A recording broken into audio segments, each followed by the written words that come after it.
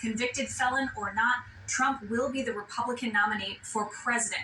The statement goes on to allude to the chaos that the campaign believes would ensue if Trump were reelected, saying the American people will reject it this November. Of course, we just heard the former president say that the people will be the final deciders here and that November 5th will be when this case ends. And it is, in his words, long from over. Now, it's unclear exactly when or even whether we would hear from President Biden responding directly to the fact that his predecessor is found guilty on 34 felony counts. Throughout the week, aides were non-committal about whether the president would weigh in personally, alluding to a very complicated schedule that he has, as well as the fact that today, in whose fate they would ultimately decide. And again, it was so striking how not only would they not look at him, but they would look down at the floor most of the time as they made their way past him, or some of them would try to sort of conveniently turn their neck so that they were facing the other way and trying to look over where Judge Merchan would sit, but really doing anything that they could to not stand in his direction as Donald Trump stood sort of shoulders back tall